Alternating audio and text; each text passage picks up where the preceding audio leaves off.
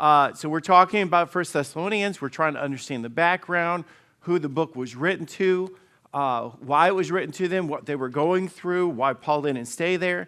So which missionary journey was Paul on when he wrote the book of 1 Thessalonians? That was the second one. Man, this is great. The first week, you guys were a little slow, but you guys are doing great now. How many missionary journeys totally did he take? 3. So this was in the middle of the 2. Where was Paul when he wrote the book of 1 Thessalonians? He was in Corinth, so it was further down on the journey. And then he writes back to them and sends them this letter. Where was Paul when he wrote, I just said that. Which book of the Bible tells the backstory of the start of this book of 1 Thessalonians, of this church? The book of Acts. It's the Acts of the Apostle. It's the first, second, and third missionary journeys, all in a row right there. Whose home did Paul stay in when he was in Thessalonica? A man named Jason. It specifically spells that out. Somebody stood up and said, "Stay with me, I'll take care of you." He was got in trouble for this, but he didn't care. He was serving God. How long was Paul in Thessalonica before he was ran out of the city? About 3 weeks.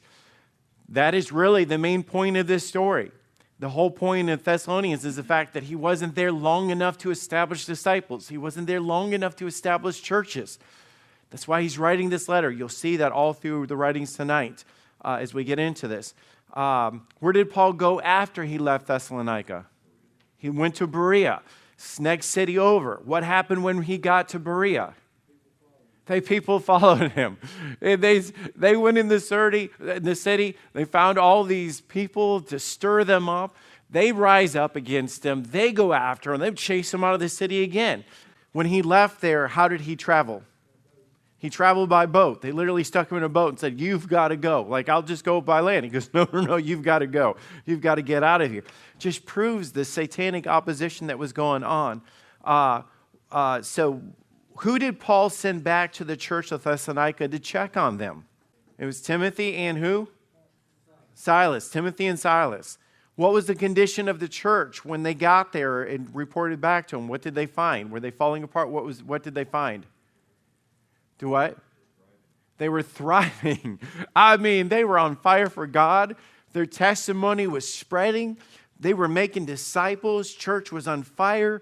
And we talked about last week about the joy of the Holy Spirit. It wasn't just the fact that they were happy. There was a joy coming out of them, this unshakable joy that comes not from circumstances. It wasn't just happiness that's based on happenings. They were filled with joy. They were thriving. What was the first thing that Paul tells this new church that he's been doing for them to encourage them when he writes the letter? "I've been praying for you." Literally, the emotional, spiritual connection was, you're going through things, and I want you to know that I am praying for you. When we started the Made for This series and the beginning of the church of Acts, they go into an upper room, and what did they do together as a church? The very first thing that they did, they prayed. The foundation of everything was not programs. It wasn't outreach. It wasn't all those things. Those things are all great, but it started with them on their faces before God praying. What does Paul address in the first part of chapter 2? Who remembers this? He starts off going like, "I'm just going to clear the air." What does he address? Does anybody remember? Do everything for God. That was actually part of it. That was like the flip side of it. But he was addressing the rumors. Because they were coming in saying, Paul's just after your money. He's building up a reputation. He's a thief. He's arrogant. All these other things. He's just trying to be a burden on you guys. And Paul, for that whole chapter that we studied last week, he said, "No, I came to lay down my life. I love you as dear children." He said, I would give my life for you guys. He said, "I came in to serve you. I edified you.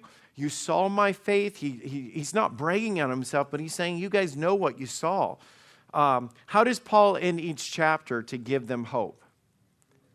He reminds them that Christ is coming back. Paul explains his sincerity to the church by sharing his trials that he had in which city.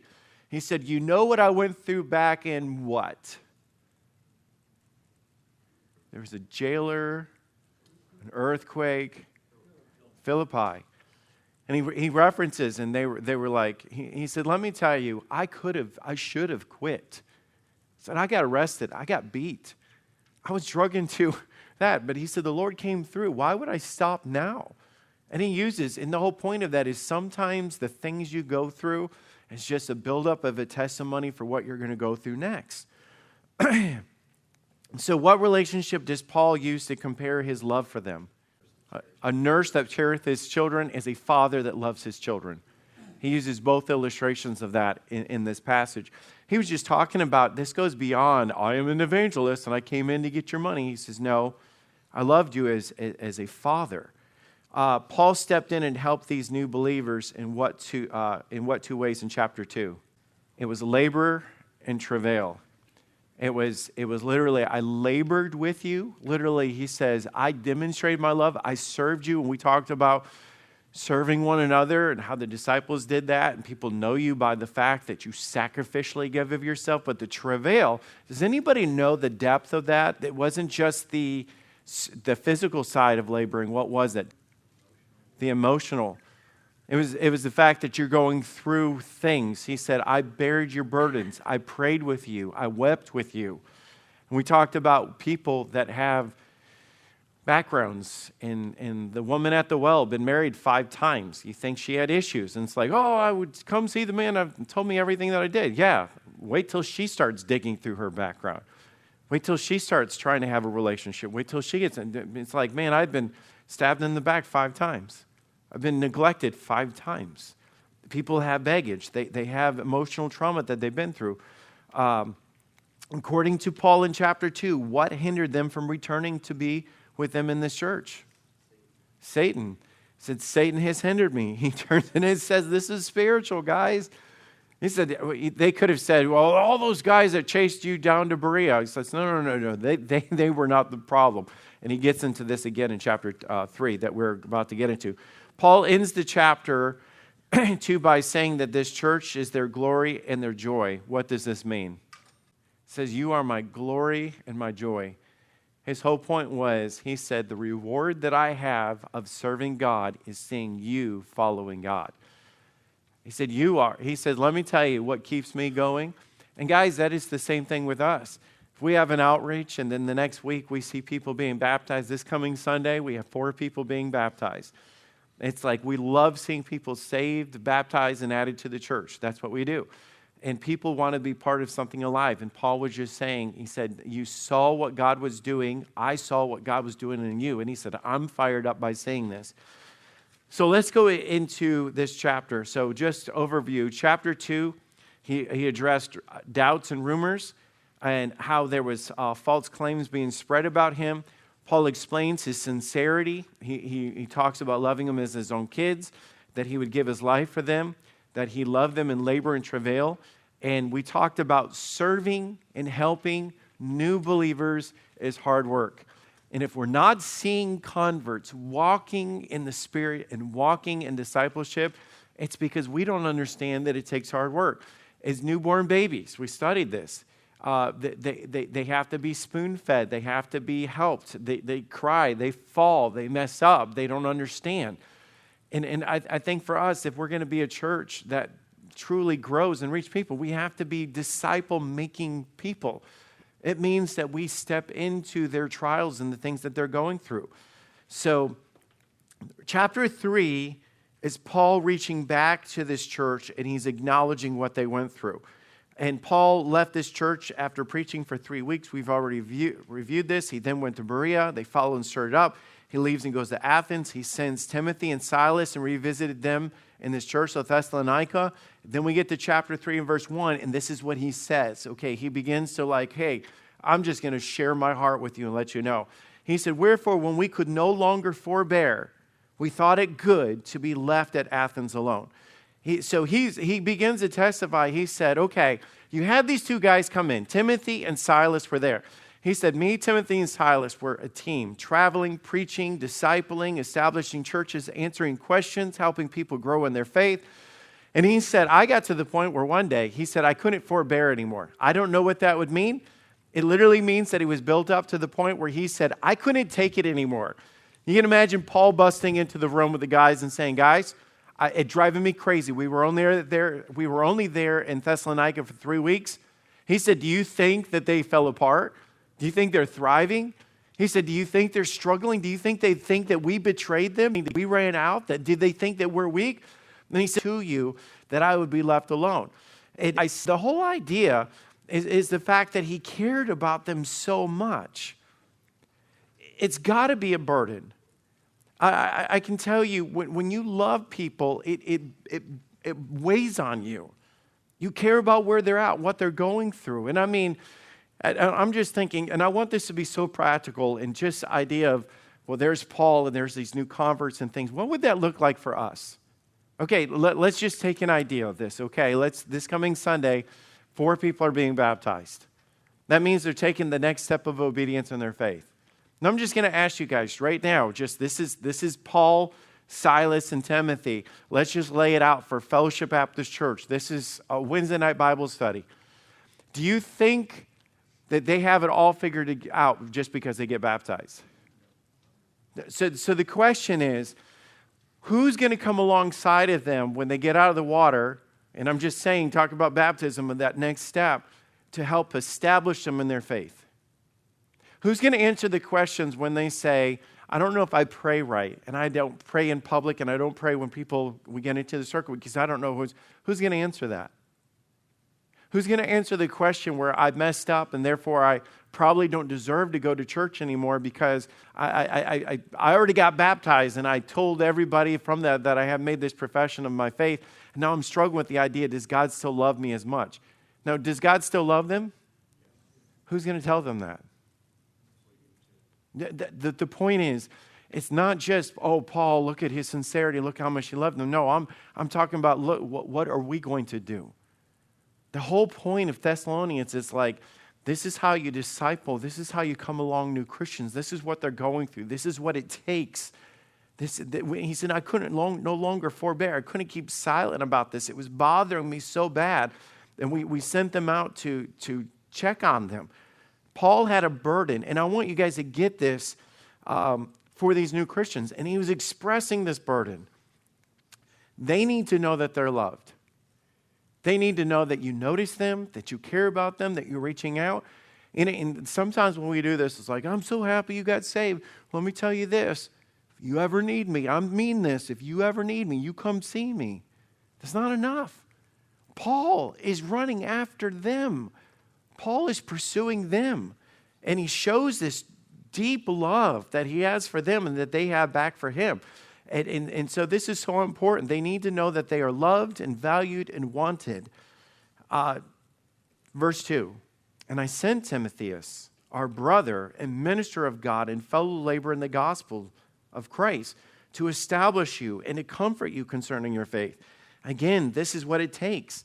Do you know what's so cool about this? It's the process.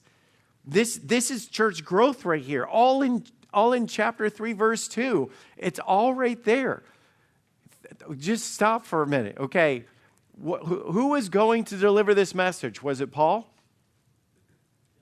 It's Timothy. No, okay, let's just stop right there. Who is Timothy?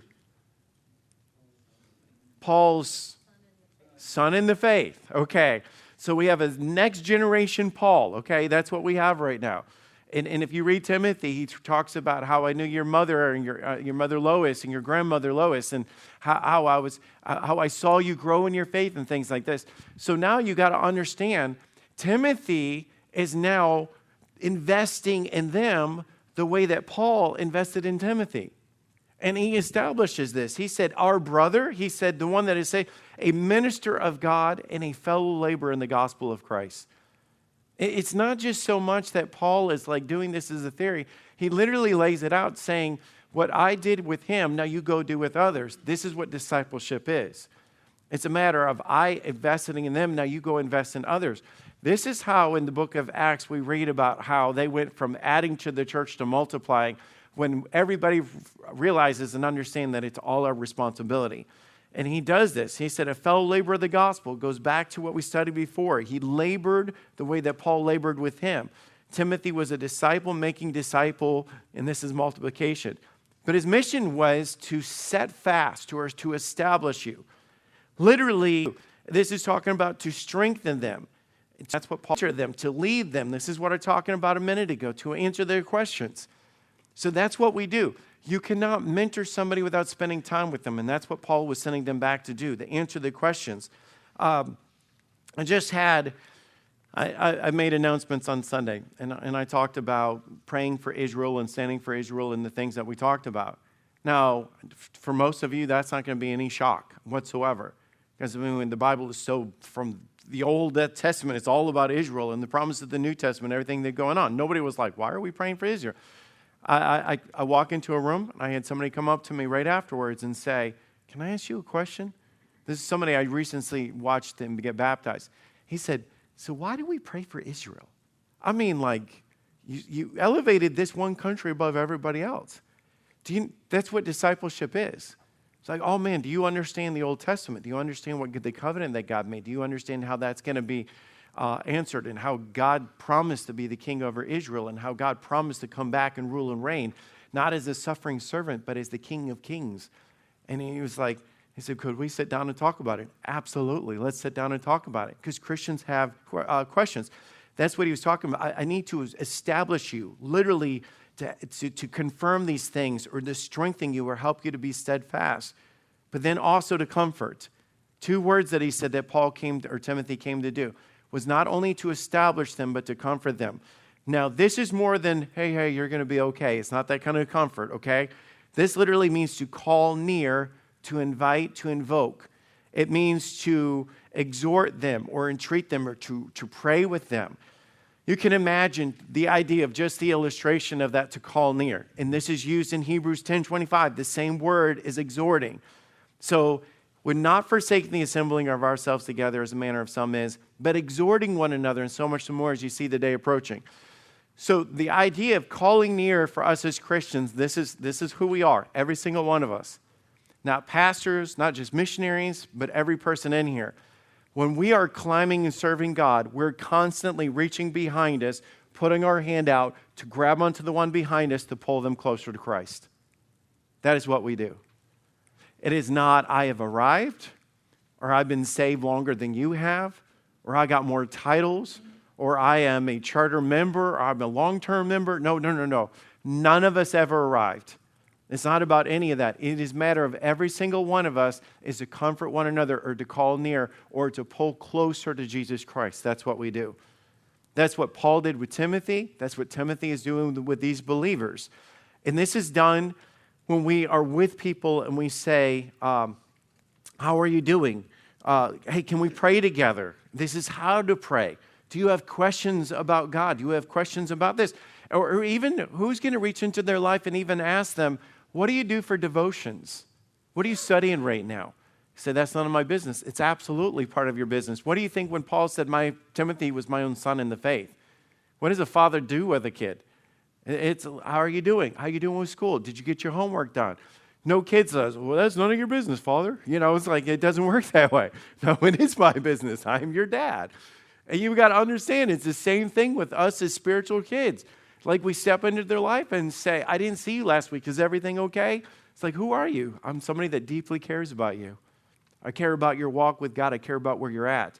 He said this is why all this is happening. This is why they stepped in. This is why they were passionate about going back. That no man should be moved by these afflictions.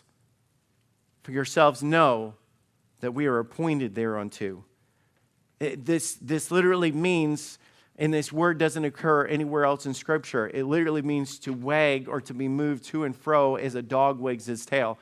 So it's another visual. We use visuals like this all the time of just illustrating something, like it's raining cats and dogs or whatever. It's like to wag the tail or whatever. It's to be moved all over the place. It means it's unstable. New converts are very unstable. That's why the Bible calls them babes in Christ. He said that I don't want you being moved by these afflictions. I don't want you being easily swayed.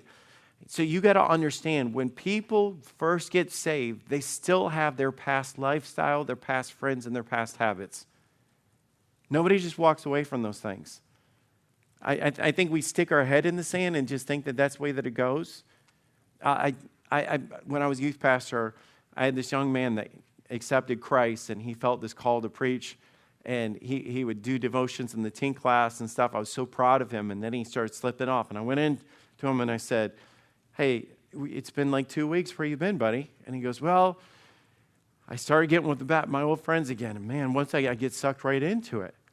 And he started telling me about this one place that they go and hang out. And every time I do, I end up doing something stupid. Guess advice, he said, I don't know how to stop. I said, stop going to that place. I said, just stop. He goes, well, what do you mean? I said, if they're dragging you down, there's certain things you need to cut out of your life because that's not helping you. And understanding what that means as a Christian. Now, to me, that made obvious sense. I was like, it's like, this hurts. Well, then stop doing that. You know what I'm saying? It's that basic. But for him, he didn't see that. That's why it's important for us as Christians to help call near to these people that are there because they're easily tossed to and fro. He said that yourselves know that we were appointed thereunto. It's literally, this is what we're here for. I could put it like this. We are made for this. You are going to face opposition. And I've had young people or new Christians say, Pastor Tony, I don't know. I accepted Christ and started going to church and things just got more complicated in some ways because you put a target on your back. Satan wants you to slip back into those old problems, or I started praying and nothing happened and God's not answering my prayers. Somebody needs to speak into these things. He said, well, I want you to know that we're called thereunto. This is what we're appointed to do. For verily, when we were with you, we told you before that we should suffer tribulation, even as it came to pass, as you know. Paul was saying, I warned you about this, that it's going to get complicated. We do not preach wealth and prosperity gospel. Does everybody know what that means? It's you sow the seed of faith and God's going to bless you 20-fold. And you pray this prayer and God's going to load your wagon. And if you don't know, just watch TV evangelists for a while. You're going to see a lot of that stuff. It's do this and God's going to do all these things. You can serve God and remember that you're in the middle of a war. And Satan is out to rip you apart. And the more that you take steps of faith, the more that Satan's going to go after you. And he said, I told you this happened to us and it's going to happen to you for this cause. And he wraps this back up. He goes back to this again. He goes, we could no longer forbear because I knew that Satan was going to be out there. I knew that you would be weak in your faith. I knew that you needed to be established and called near to God. I sent to know your faith, lest by some means the tempter have tempted you and our labor be in vain. He said, for this cause, because of the challenges that Christians face. And the thing is, we have to acknowledge the fact that we know that there's challenges that Christians face. People must be discipled before they become casualties. Because they have the heart, but I'm telling you, it says, lest by some means the tempter have come in and tempted you. It literally means that we don't wrestle against flesh and blood. It is not just our flesh. It is not just our old selves or whatever. There is an enemy that the tempter, which is Satan, describes how he works. It's not just tempting us not to sin or tempting us to sin, but tempting us to think that this isn't worth it. Or you got saved and your life is not better. Or I'm no better off going to church. Or does anyone really care about me?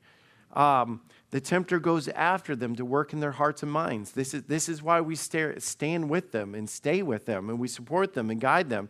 If not, our labor will be in vain. It doesn't mean it's in vain because they accepted Christ. I'm not saying that. But our goal is not just seeing people saved. It's making disciples. It's just what we do. But now, when Timotheus came to you unto us and brought unto us good tidings of your faith and charity. Now, this is where we get the unshakable love aspect of it. Like there is like he didn't just say of your faith, but he says of your charity, which is it's a deeper word for the word love that we use, or the agape love. That you have good remembrance of us always, desire greatly to see us as we to see you. This charity is God's love, okay? There was something deep and rich inside of them, something happening that was obvious in them. There was a love coming out of them. It was a desire. And guys, when you teach people to love God and just follow a list of rules, things will change. And that's what we do. We teach them to love God and love others. What are the greatest 2 commandments in the Bible? Who can tell me? The greatest 2 commandments in the Bible. To love God and to love others. Love thy neighbor as thyself. Man, if that was the core of discipleship, it was just to fall in love with God. And not to dress a certain way or to talk a certain way. All those things come. Wherefore, brethren, we comforted over you in all of our afflictions and distress by your faith. It is a blessing to hear the success of people sharing the gospel. It's a comfort to hearing that God was using them and working in this good way. They were encouraged by this. Paul was encouraged by this, that people were walking and living out their faith.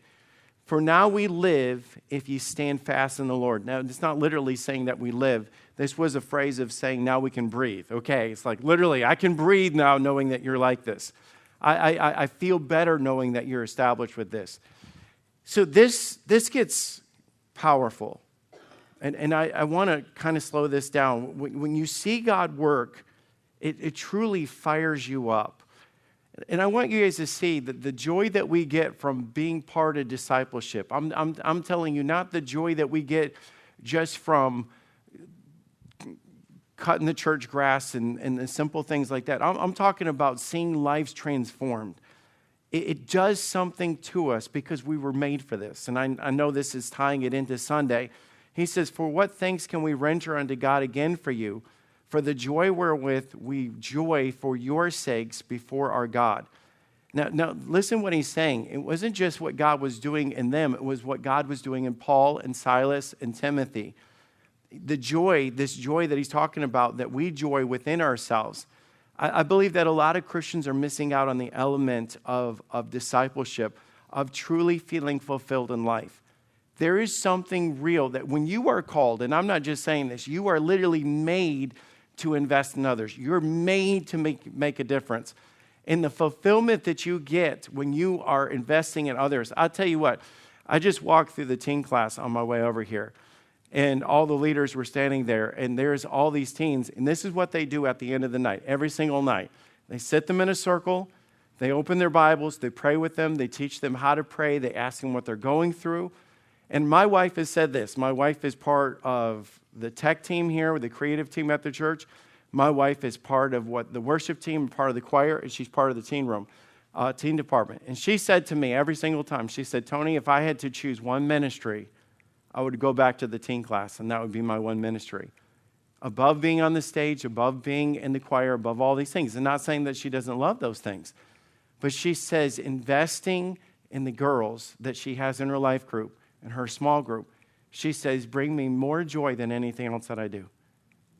Watching them grow and watching them go from 6th, 7th, 8th, 9th, all the way up brings so much joy. And I believe a lot of Christians, what he's saying, we joy for your sake before our God. He said, for all the joy wherewith we joy for your sake. There is something powerful about seeing people come to know Christ. There's something fulfilling about other people walking in their faith, watching God work. Now listen to this. You talk about a burden. And I'm going to tell you, this convicted me so much. Verse 10, night and day, praying exceedingly, that we might see your face and might perfect that which is lacking in your faith. I talk about what a burden. Now, I know when we say the words, I'm praying for you. And tonight we're going to end our class by praying for people that we love and we care about. And I'm going to mention a couple of those extra ones when we get here in a minute. But I'm saying that's powerful. But let me just say this is different. What can you notice about how often he prays? What did he say at the beginning of this? Night and day. Literally, the night and day, and he doesn't stop there, exceedingly. Now the word exceedingly literally means excessive. It means preeminence, which literally means that this comes before other things. It means exceeding abundantly above more abundantly. And it uses some of the same words over and over again in different ways, night and day. And I'm going to tell you guys right now, when you develop a burden for something, it weighs on you so much to where you can't shake it. And I hate to use this illustration. I just don't know any other way to illustrate this. When I was going through everything for 3.5 years, 3 years with Logan, nobody had to wake up and come to me and say something like, hey, Tony, make sure you pray for Logan today. I promise you, nobody had to ever do that. Nobody had to remind me. I didn't have to tie a string around my finger. I never had to make a note. I never had to make a prayer list. It was so heavy on me, I would fall asleep on my bed or on my pillow praying for Logan. When I would wake up feeling that weight. I would walk into the bathroom to brush my teeth praying for Logan. As I drove down the road, I would pray for Logan. When I got into my office, I'd shut the door, I'd get on my face, and I'd pray for Logan. I would literally, every aspect of my life. And when I read this, I was like, I get that. And I wish I could testify that I got it in other ways. You know what I'm saying? I'm not saying that I don't pray for things. But just read this again. Night and day, praying exceedingly. It literally, abundantly and excessive. I can't stop. Sometimes burdens are horrible. But sometimes burdens are a blessing. Sometimes God doesn't allow the pressure to come off of you because that pressure drives you to your knees. And I think, when has America experienced revivals, or when has anybody experienced revivals in the past? What has it always come in conjunction with? Conflict, war, famines, sickness. It's because all of a sudden we feel the weight that I need God. I'm hungry. I need God. My family's sick. I need God. Our country's under attack. We need God. But it's all before us. So I think for him, because they were like, I don't know if these people have been ripped apart. I don't know if they've been thrown in jail. I don't know if they've been spiritually attacked in this way. But he said, my goal is that we might see your face, be in person with you again, that we might perfect. That word perfect literally means to complete thoroughly. I want to finish what we started. I want to watch you walk in your faith. I want you to be prepared for what is next. I want to see you become moms and dads and Christians and leaders. I want to see life change constantly, that we might see this happen. It's literally a goal of just seeing you mature in your faith to continue to grow. And I just say this, not just about this. I'm saying this about anything. When's the last time we've had a burden for anything like that? And especially for somebody that Paul was like a rock star, guys. I mean, he was a superstar. He was like, he'd go in, and that's why Paul didn't go back, because they knew his face. So you think about getting a letter where Paul was writing about a bunch of Christians that were just newly found in their faith, and he was writing to this going, I can't stop praying for you. And I know this is the whole point of this, but think about if there was people that we invested in that way that was newly saved. How would that radically change people's lives? And not just passing them and saying congratulations today on being baptized, or passing them and it's good to see you visited our church, but if we invested in people in this way, Paul had this in him as a pastor, and I think it's in us as a church.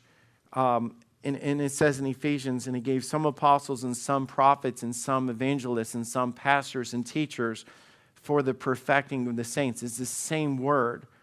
It literally means that we have it in us. It's a spiritual desire within us to see them prepared, restored, mended, and ready. That's what it means. Paul interjects this prayer. I think this is cool just because he said, I've been praying over you. It's almost like he says, can I show you how I've been praying for you? Now God himself and our Father, our Lord Jesus Christ, direct our ways unto you. He's praying this over them. He's talking about wanting to be with them and help them. And he said, the Lord make you to increase and abound in love one towards another and towards all men, even as we do towards you. we labeled this lesson right here, this unshakable love. He said at the beginning, he says, I saw your faith and your love. And he said that it is rich and it's there. But he said, my prayer for you is not just that you love. It's not just that you love God and love others. This make you to increase. The word increase is talking about to do and make more and abundantly. That you would be filled with love and consumed with love and radically changed for love, and that it would come out of your lives. And we know the Bible is talking about love. It's more than a feeling. It's love that suffers long and is kind, and it doesn't envy, doesn't build itself up. It's not puffed up. It's not cruel. It doesn't stir up problems. It carries people's problems. It is the love that Jesus had for people that literally spit in his face and he cried out on the cross, Father, forgive them. It's a totally different kind of love. And he said, if you guys, the church of Thessalonica, is going to make a difference, he said, it's not just because of the knowledge that you have, but he said, if God would increase this love that you have to where you see people and you're broken for them and you're not judging them. When you see the sick and you go pray with them and you see the lost and you reach out to them. He said that make you to increase and abound in love. It wasn't just towards them. Listen to this.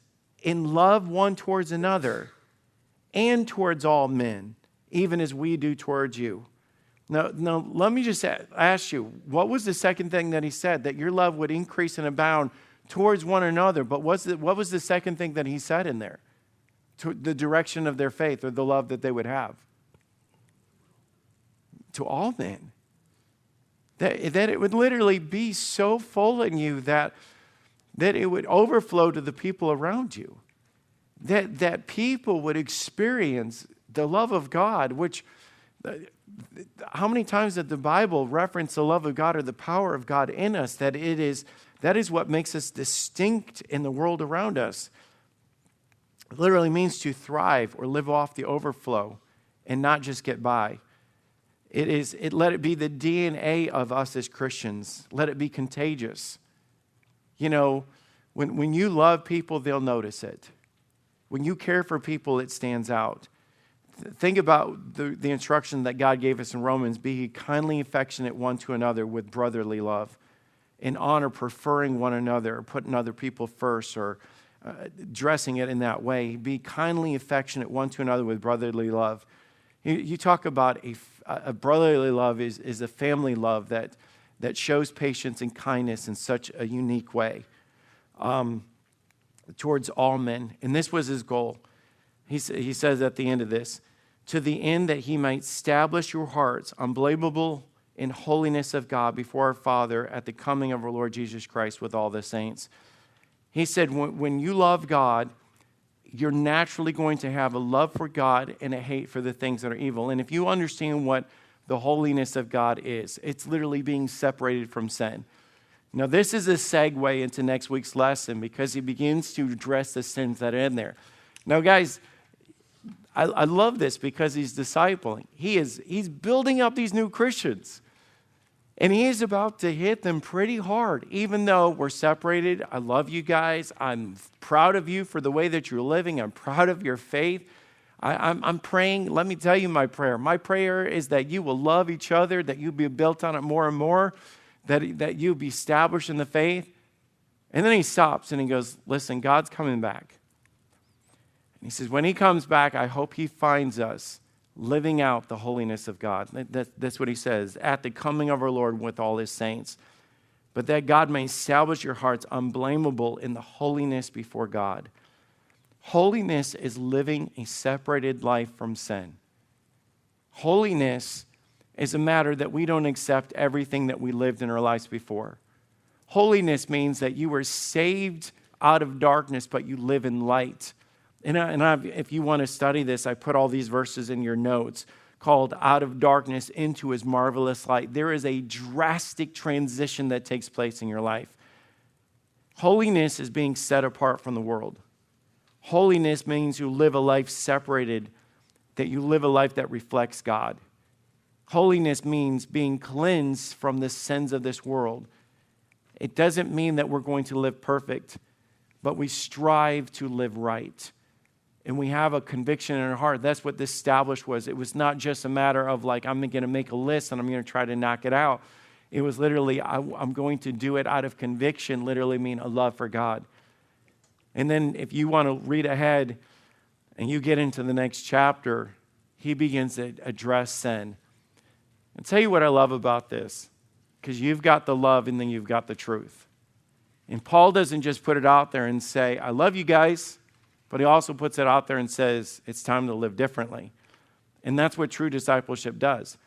And sometimes when we disciple, we step on people's toes. And sometimes we have awkward conversations.